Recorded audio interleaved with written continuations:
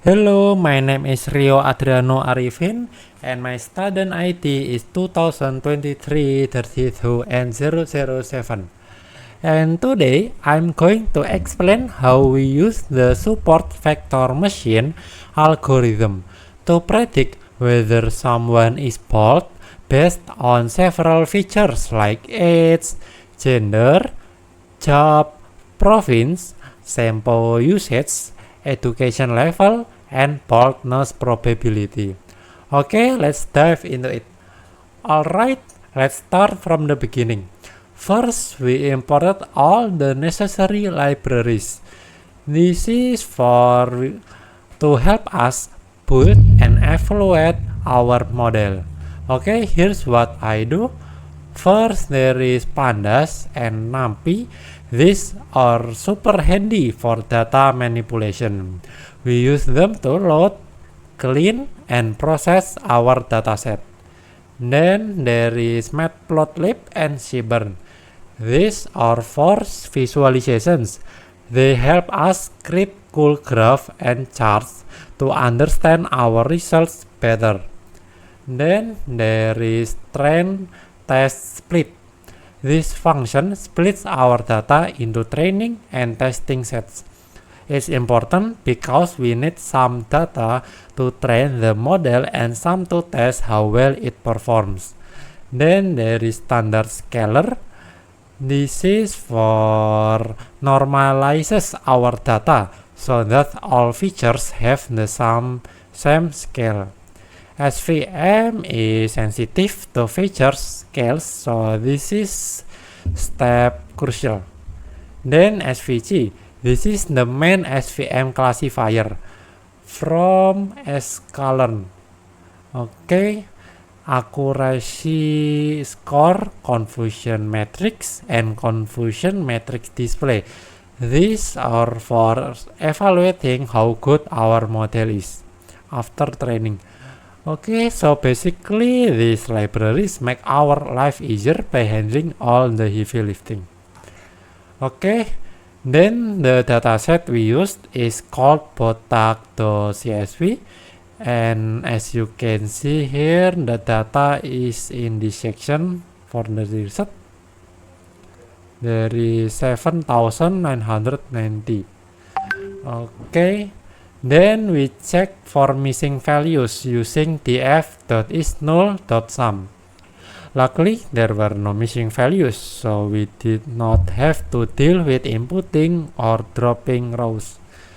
Okay, before we feeding the data into the model, we did some cleaning and preparation. First, we remove age below 15. People under 15 are unlikely to experience baldness, so we filtered them out. Normalize the botak.prop column. This column represents the probability of being bald. We clip its values between 0 and 1 to make sure it fits the standard probability range. Then create a binary target column.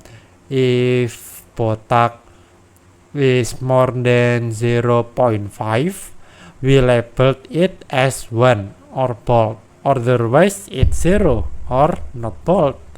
After that, we drop the original botak underscore prop column since it was now redundant. This step ensures our data is clean and ready for modeling. Okay, then some of our features like gender, job, province, sample usage, and education level were categorical, but machines can understand text directly, so we converted them into numbers using one-hot encoding with pd.getDummies. Here, pd.getDummies.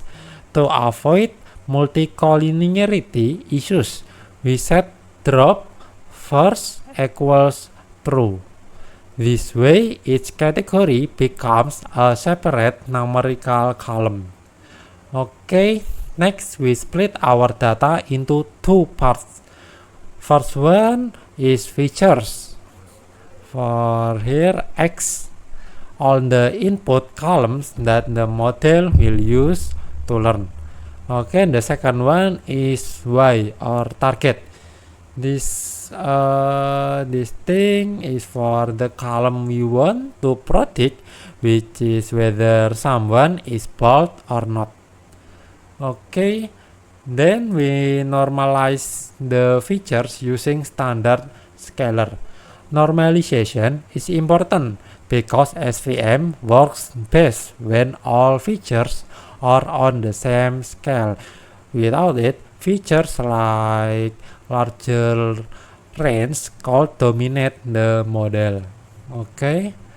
Then we divided our data into 80% for training and 20% for testing using train test split. Okay, then setting random state equals 64 ensures the split stays consistent every time we run the code. After that, we build the SVM model using SVG from scikit-learn and training it with the training data using .fit. Once the model was trained, we test it on the test data using .predict. Okay, then to see how well our model performed, we calculated the accuracy using accuracy_score. Yes, as you can see, our model achieved an accuracy of 93.08%, which is pretty accurate. Okay, then we also create a confusion matrix using confusion_matrix and visualize it with confusion matrix display. The matrix showed here 1136 correct prediction for not bald, then 344 correct prediction for bald, and only 110 errors, including 33 false positives and 77 false negative. This visualization gives us a clear picture of where the model excels and where it struggles. Okay, so that's it. We successfully built an SVM model to predict baldness with great accuracy. Okay, this project also can taught us a lot about data preprocessing, feature engineering, and evaluating machine learning models. Okay, I think that's it from me. If I say something wrong, I'm sorry. Wassalamualaikum warahmatullahi wabarakatuh.